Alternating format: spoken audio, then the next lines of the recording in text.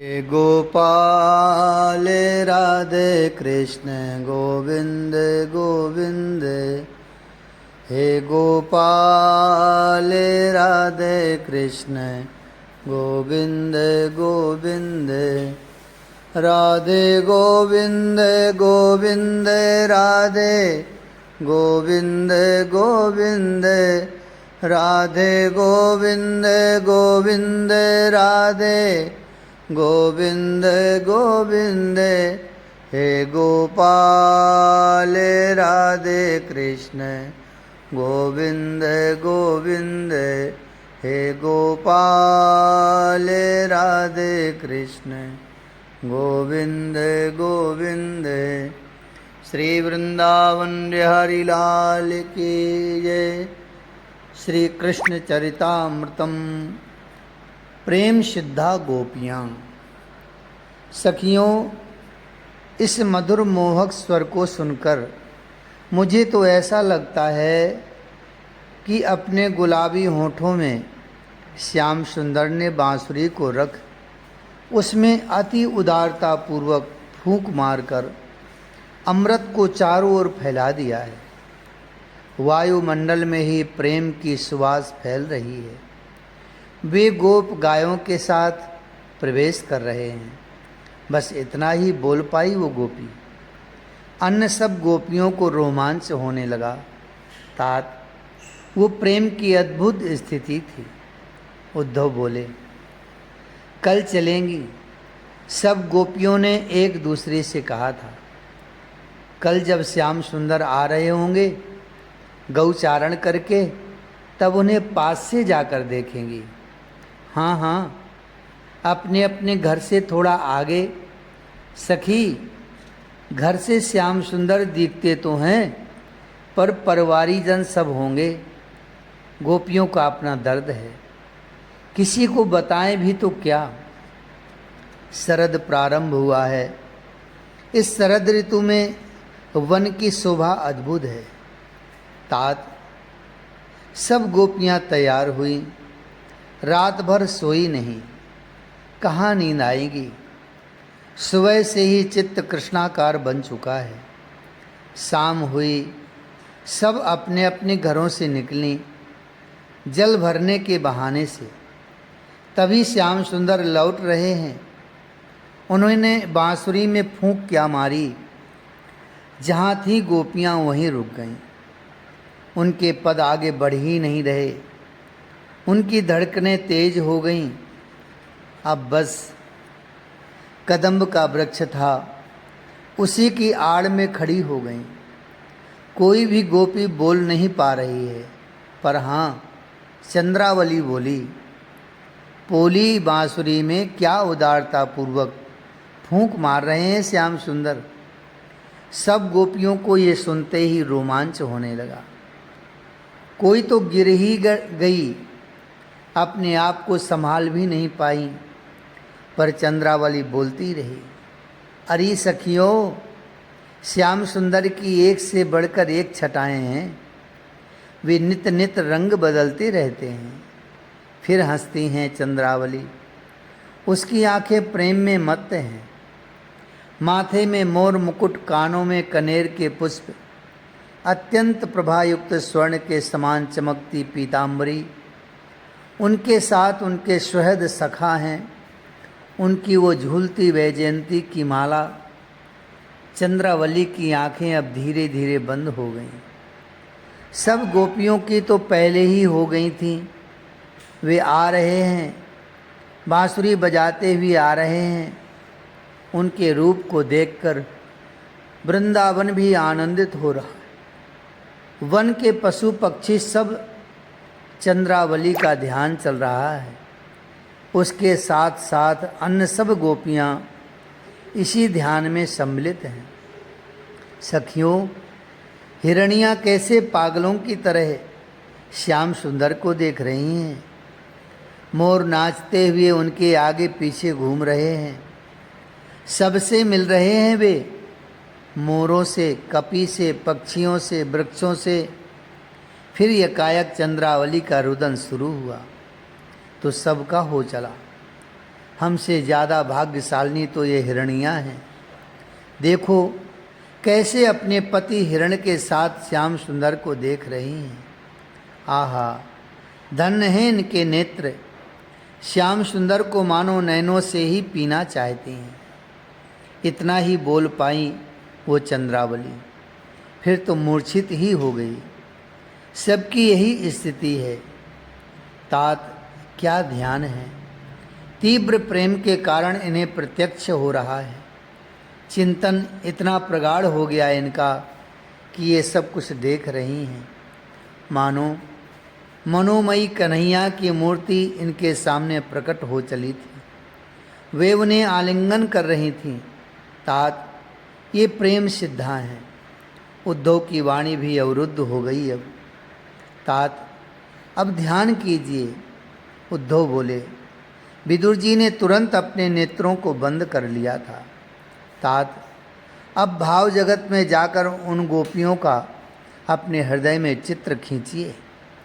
अत्यंत सुंदर गोपियाँ 16 श्रृंगार करके सज धज कर कदम्ब कुंज पर आ गई हैं और प्रेम समाधि में जा भी चुकी हैं। चंद्रावली की भावावस्था भंग हुई, क्योंकि कमल की तीव्र सुगंध ने चंद्रावली को जगा दिया था और ये सुगंध जानी पहचानी थी। ओह, तो श्री राधा आई हैं, ये कहते हुए मुंह बना लिया था चंद्रावली ने। प्रेम में ईर्ष्या भी धन्य हो जाता है। श्री राधा रानी अपनी समस्त सखियों के साथ आज आ गई थी। तभी श्याम सुंदर की बांसुरी बज उठी। अब श्री राधा भी वहीं की वहीं स्थिर हो गईं। तमाल का कुंज था, तमाल का घना कुंज था, उसमें ही श्री राधिका जी को बैठना पड़ा। आगे चल ही नहीं पाईं। इनके भी नेत्र बंद हो गए। मुस्कुराहट फैल गई मुखार बिंद पर। सखियों, संसार में एक से एक वस्तु है जिन्हें हमारे नेत्र देखते रहते हैं, पर देखना तो वही सार्थक है जो इस विश्व विमोहन श्याम सुंदर को देखे। आहा, श्री राधा रानी की सभी सखियों के भी नेत्र बंद हो गए थे। हे श्री जी, आगे बताओ, श्याम सुंदर कैसे लग रहे हैं। आहें भरते हुए सखियों ने श्री राधा रानी से पूछा था। देखो देखो, वे श्याम सुंदर मोर मुकुट धारण किए हुए हैं। आगे आगे गौओं का झुंड चल रहा है और पीछे वेणुनाद करते हुए वे चले आ रहे हैं। अरे देख तो वीर, इनकी शोभा को क्या लग रहे हैं। नील वर्ण चमकता मणि हो मानो। नहीं नहीं, मणि तो कठोर होता है, पर ये तो नवनीत से भी कोमल हैं। देख तो सखी, मोर नाच रहा है, उसका पंख गिर गया है। गिरा नहीं है, श्याम सुंदर को अपनी भेंट चढ़ा रहा है। फिर कुछ देर रुक जाती हैं श्री राधा रानी। मुस्कुराते हुए फिर कहती हैं, यमुना रुक गई है इनको देखकर। अरे यमुना की धारा श्याम सुंदर के चरणों के पास आ गई है, कमल पुष्प चढ़ा रही है उन अरुण युगल चरणों में। अरे इन भीलनियों को तो देख, श्री राधा कहती हैं। श्याम सुंदर के चरणों में लगे केसर तृण में लग गए हैं। उन तृण केसर को उठाकर भीलनियाँ अपने वक्ष पर मल रही हैं। इससे इनकी कामना शांत हो रही है। पर केसर श्याम सुंदर के चरणों पर लगे कैसे? श्री राधा रानी सोचती हैं, फिर हंसते हुए कहती हैं, अरे ये तो कपटी हैं। फिर हंसती ही रहती हैं। वो नंदगांव की गोपी आज वन में गई क्या थी? अपने पति को भोजन देने गई थी, पर हृदय में तो श्याम के दर्शन की ही कामना भरी है। सामने आ गए उसी समय श्याम सुंदर। वो तो अपलक देखती रही, तन की सुधि खो गई। वस्त्र कब गिर पड़े उसे पता ही नहीं। मूर्छित भी हो गई। तभी उस गोपी का पति आ गया। खोजता हुआ आ गया था। श्री राधा मुस्कुराते हुए बंद नेत्रों से ये दर्शन कर रही हैं। श्याम सुंदर ने देखा पति आ गया है, अब मुझे देखेगा तो इस बेचारी को ही घर जाकर डांटेगा। श्याम सुंदर भागे। झटपट भागते समय उस गोपी के वक्ष पर चरण पड़ गए। गोपी ने केसर लगा रखा था वक्ष में, वो केसर चरणों में लग गया। तृण में वो केसर लग गए। तृण का केसर अब ये भीलनियाँ हाथों में लेकर अपने वक्ष पर ही मल रही हैं। ओह! कुछ देर तक मुस्कुराती रही श्री राधा रानी, फिर बोली, आकाश की इन अप्सराओं को तो देखो। श्याम सुंदर की मोहिनी मूरत को देखकर कैसी बाबरी हो रही हैं, चोटी ढीली हो रही है। प्रेम की अधिकता के कारण उसमें लगे नंदन वन के पुष्प झर रहे हैं और सीधे श्याम सुंदर के ऊपर ही झर रहे हैं। आहा! मुखमंडल लाल हो उठा श्री राधा रानी का। शर्मा गई एकाएक, फिर अपने आप को संभाल कर बोली, अरे सखी, दाऊ भैया साथ में हैं, वो भी कितने अच्छे लग रहे हैं। ललिता ने पूछा, हे श्री राधा, ये बीच में दाऊ भैया कहाँ से आ गए? श्री राधा रानी चुप हो गईं। प्रेम की बड़ी अटपटी चाल होती है। कुछ गोप्य रखना हो तो फिर बात किसी और की जाती है। भाव को छिपाना भी है और बताना भी है।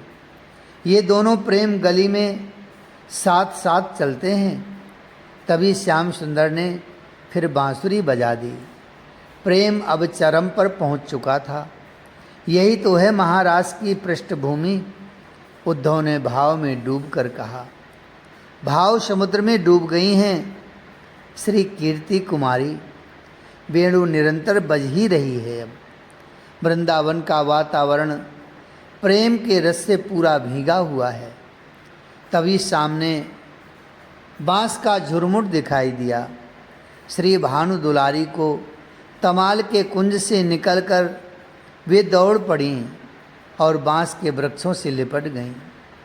आहा! धन्य है तू बांस, तेरा कुल धन्य हो गया। तू श्याम सुंदर के अधरों से लगी है। श्री कीर्ति कुमारी आय भरती हैं, फिर कहती हैं, हम भी इतनी भाग्यशाली नहीं हैं जितनी तू है।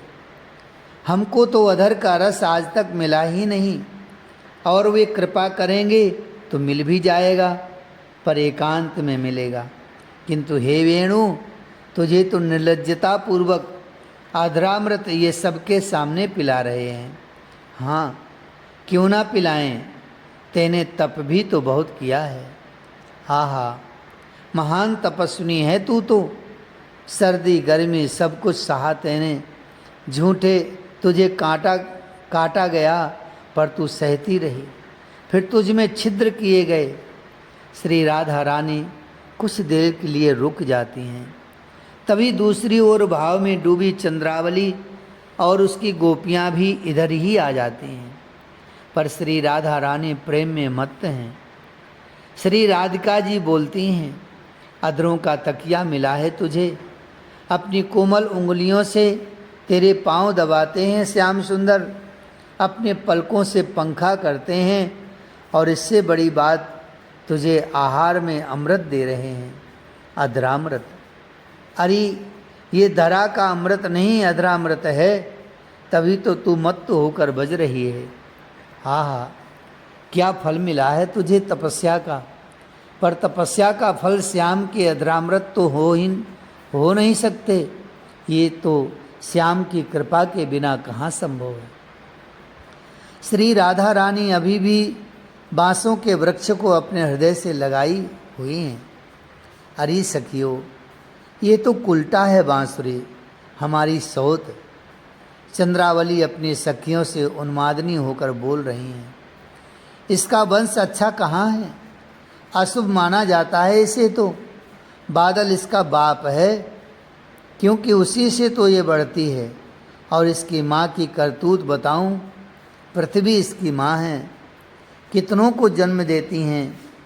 नित्य चराचर को पैदा करती रहती है, फिर भी कुंवारी बनी है। अरे मैं बताती हूँ इसकी कहानी। चंद्रावली का अपना प्रेम है।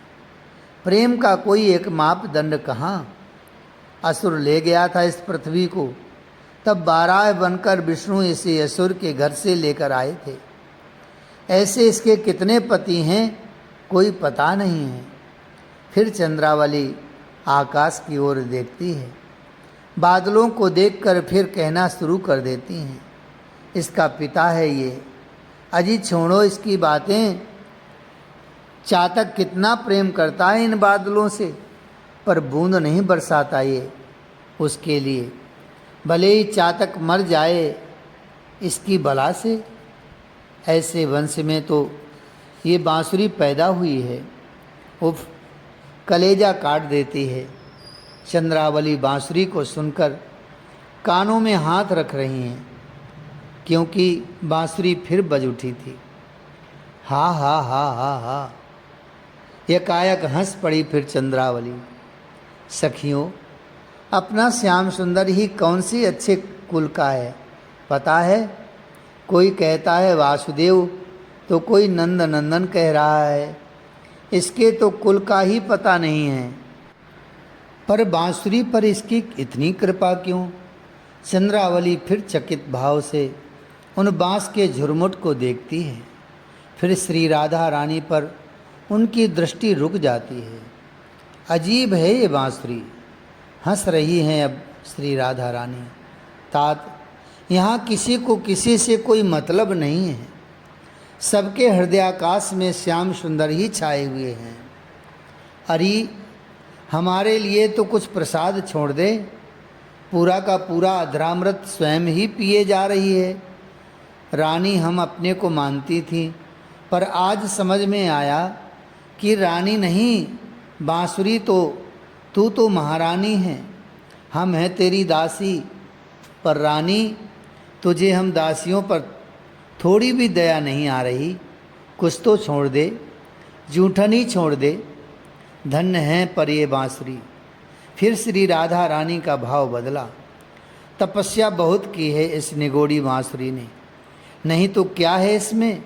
बांस उस पर भी सूखी सूखी, हरी भी होती तो कुछ बात थी, पर सूखी, उस पर भी छिद्र, छेद ही छेद, वो भी 7-8 छेद। इतना दोष होने के बाद भी ऐसा सौभाग्य से मिला, ये बिना तप के संभव नहीं है। इसलिए तो मैं कहती हूँ ये महान तपस्विनी है बांसुरी। इसके बाद बांसुरी बजती रही और ये सब गोपियाँ भाव समुद्र में हिलोरें लेती रही थीं। दो ही तो धर्म हैं इस जगत में, वेणु धर्म और वेद धर्म। तात, वेद धर्म ज्ञान का मार्ग है, पर वेणु धर्म तो प्रेम का अद्भुत सुपथ है। वेद में सबका अधिकार कहाँ, पर वेणु में तो ब्राह्मण या शूद्र की छोड़ो, वन पशु पक्षी नदी पर्वत सबका अधिकार है। इसमें जड़ भी चेतन हो उठते हैं। ये प्रेम है। यहाँ वेणु बजती है तो यमुना उछलती हुई नंद नंदन के चरणों के पास पहुँच जाती है। उद्धव कहते हैं, तात, बादल बरस जाते हैं इस वेणु को सुनते ही। मोर नृत्य करने लग जाते हैं, हिरणियाँ बाबरी हो जाती हैं, गौएँ तृण चरना छोड़कर उन्मत्त सी श्याम सुंदर को ही निहारती रहती हैं। बछड़ों ने दूध पीना छोड़ दिया, कानों को खड़ा करके वे प्रेम के स्वर को सुन रहे होते हैं। हे तात, इस वेणु धर्म को प्रकट श्याम सुंदर ने ही किया है। समस्त जगत को सरलतम मार्ग दिखाया है प्रेम का। यही है वेणु धर्म। प्रेम को आप कुछ भी कह सकते हैं। ध्यान, धारणा, समाधि सब प्रेम ही है। देहातीत हो उठता है प्रेमी। वो क्या बोल रहा है उसे भी पता नहीं होता। प्रेम ही उससे कुछ भी बुलवाता है। वो अपने में है कहाँ, वो प्रेम के नचाए नाच रहा है। अद्भुत। श्री कीर्ति किशोरी जब वृंदावन में बांसुरी सुनती हैं, तब उन्मत्त सी होकर वो भावातिरेक में बोलने लगती हैं। इस बांसुरी ने तो पता नहीं क्या जादू कर रखा है। अरे ये तो ब्रह्मा से भी आगे निकल रही है। ब्रह्मा अपनी सृष्टि से जैसे सबको मोहित करके रखते हैं, ऐसी ही ये है, अपितु ब्रह्मा से भी बढ़कर। पर प्रियाजू, ब्रह्मा की उपमा इस बांसुरी से ललता सखी पूछती है। ब्रह्मा के तो 4 मुख हैं और चारों से वे उपदेश देते हैं। वेद धर्म का श्री जी ये सुनकर हंसती हैं, उन्मुक्त भाव से हंसती हैं। अरे मेरी सखी ललिते, ब्रह्मा के तो 4 ही मुख हैं, इसके तो 8 मुख हैं। ब्रह्मा तो 4 मुख से ही वेद धर्म का उपदेश करते हैं, ये तो 8 मुख से प्रेम धर्म का उपदेश ही नहीं, जबरदस्ती पालन भी करवाती हैं और करना पड़ता है ना चाहने के बाद भी। हंसती हैं श्री राधा रानी ये कहते हुए। पर ब्रह्मा ने तो कमल पर बैठ सृष्टि की है, इस बांसुरी ने कौन सी सृष्टि की? ललिता पूछती हैं। ब्रह्मा कमल पर बैठते हैं तो ये भी श्री श्याम सुंदर के कर कमलों पर विराजमान रहती है, और श्याम सुंदर के मुख कमल को तकिया भी तो बनाती है। फिर बड़े आनंद से प्रेम की सृष्टि ये निरंतर करती है। ब्रह्मा तो हंस पर बैठते हैं। ललिता बोली, अरे ब्रह्मा तो बेचारे एक ही हंस पर बैठते हैं, पर ये बांसुरी तो हम जैसे हजारों लाखों कोटि कोटि प्रेमियों के मानस हंस पर विराजती है। श्री जी ने भाव में उत्तर दिया, ब्रह्मा वेद पढ़ते हैं तो ये बांसुरी प्रेम पढ़ती है और हम सबको पढ़ाती है। पर इसे बंसी क्यों कहते हैं? क्योंकि ये फंसाती है। जैसे मछली को फंसाया जाता है बंसी ही डालकर, ऐसे ही हम सबको इसने फंसा लिया है। श्री राधा रानी मुस्कुरा मुस्कुरा के ये सब कह रही हैं। ये पुरुषों को भी फंसाती हैं या हम अबला स्त्रियों को ही? श्री राधा जी कहती हैं, नहीं, फंसाती तो ये सबको है, पर हम स्त्रियां कोमल हृदय की होती हैं ना, इसलिए हम ही पहले फंस जाती हैं। ये तो हम अबलाओं से सब कुछ छीन लेती है, हमारा कुल, हमारी लज्जा। हाय सखी, हमसे अच्छी तो ये वन की हिरणियाँ हैं, मोरनी है, कोयली है। आहा, दिन भर ये श्याम सुंदर को निहारती रहती हैं, दिन भर। हाय, हमारे तो भाग्य ही नहीं है। हमसे ज़्यादा भाग्यशाली तो ये सब हैं बनचरी। श्री राधा रानी हा वेणुधर, हा मुरलीधर, हा श्याम सुंदर कहते हुए भाव में डूब जाती हैं। इसे आप ध्यान, धारणा, समाधि जो चाहे कह लो तात। उद्धव बोले और मौन हो गए थे।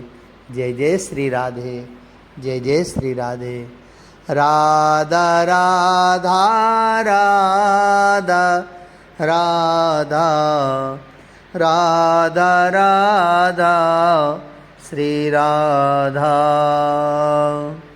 राधा राधा राधा राधा राधा राधा श्री राधा। श्री वृंदावन बिहारी लाल की जय। जय जय श्री राधे श्याम, जय जय श्री राधे श्याम, जय जय श्री राधे श्याम।